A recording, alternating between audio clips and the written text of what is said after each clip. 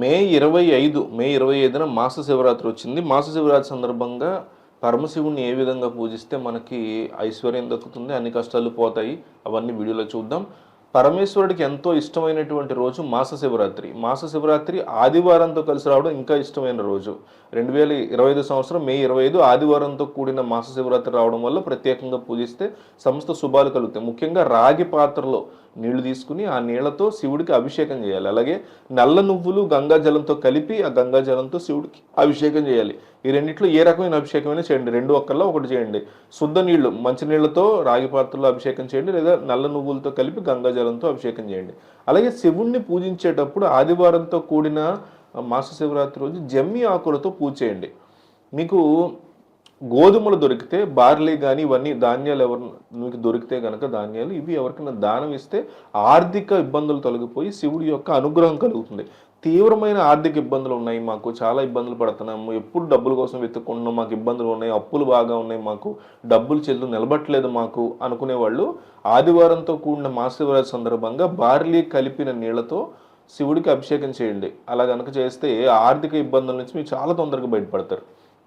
శివాలయంలో నెయ్యి దీపం వెలిగించండి. ఆదివారం మాస శివరాత్రి రోజు శివాలయంలో నెయ్యి దీపం వెలిగించి ఆ దీపం కొండెక్కే వరకు అక్కడే కూర్చుని నమశివాయ అనే మంత్రాన్ని చదువుకుంటే పనుల్లో విజయసిద్ధి కలుగుతుంది, పనుల్లో ఆటంకాలన్నీ తొలగిపోతాయి. అలాగే ఆదివారం మాస శివరాత్రిగా 12 రాసుల వాళ్ళు కూడా పూజించాలి దేవుణ్ణి. మేషరాజు వాళ్ళు చెరకు రసంతో శివుడికి అభిషేకం చేసి తేనె నైవేద్యం సమర్పించాలి. వృషభ రాశి వాళ్ళు ఆవు పాలతో శివుడి యొక్క అభిషేకం చేసి పాయసం నైవేద్యంగా సమర్పించాలి. మిథున రాశి వాళ్ళు బెల్వ జలాలు ఉంటాయి సరే, వాటిని ఉపయోగించి అభిషేకం చేసి తర్వాత పేదలకు అన్నదానం చేయాలి. కర్కాటక రాశి వాళ్ళు వెన్నతో చేసినటువంటి దాంతో శివుడికి వెన్నతో శివుడికి అభిషేకం చేసి తీపి పదార్థాలను శివుడికి నైవేద్యంగా సమర్పించుకోవాలి. సింహరాశి వాళ్ళు బెల్లం కలిపిన నీళ్లతో శివుడికి అభిషేకం చేసి గోధుమ రవ్వ ప్రసాదాన్ని శివుడికి నివేదించాలి. ఇది ప్రసాదంగా స్వీకరించాలి. గోధుమ రవ్వతో చేసినటువంటి పాయసం కానీ ఏదైనా పదార్థాలు కానీ శివుడికి నివేదించి వాటిని ప్రసాదంగా స్వీకరించాలి. కన్యా రాశి వాళ్ళు శివుడికి ఆవు పాలతో అభిషేకం చేసి ఆకుపచ్చ రంగులో ఉన్నటువంటి పళ్ళు, జామ, పైనాపిల్ ఇవన్నీ శివుడికి నైవేద్యంగా పెట్టాలి. తులారాశి వాళ్ళు అత్తరు కలిపిన నీళ్ళతో శివలింగానికి అభిషేకం చేసి దేవాలయానికి ఏదైనా శివాలయానికి పంచదార దానం చేయడం శివాలయంలో, అలాగే బెల్లంతో చేసింది ఏదైనా మీరు శివాలయంలో పంచిపెట్టడం చేయాలి. ఇక వృశ్చిక రాశి వాళ్ళు కుంకుమ పువ్వు కలిపినటువంటి నీళ్లతో శివుడికి అభిషేకం చేయాలి. ఎర్రటి వస్త్రాలు దానం ఇచ్చి ఎర్రటి పళ్ళు నైవేద్యంగా పెట్టాలి శివుడికి. ధనుసు రాశి వాళ్ళు గోపీ చందనం అని ఉంటుంది, దాన్ని నీళ్లతో కలిపి శివాభిషేకం చేయాలి. కుంకుమ పువ్వు కలిపినటువంటి తీపి పదార్థాలు శివుడికి నివేదించి చేసుకోవాలి.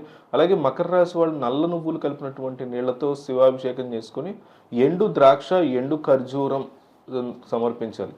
కుంభరాశి వాళ్ళు శివుడికి అభిషేకం చేసేటప్పుడు తీపి పదార్థాలు నైవేద్యం పెట్టాలి.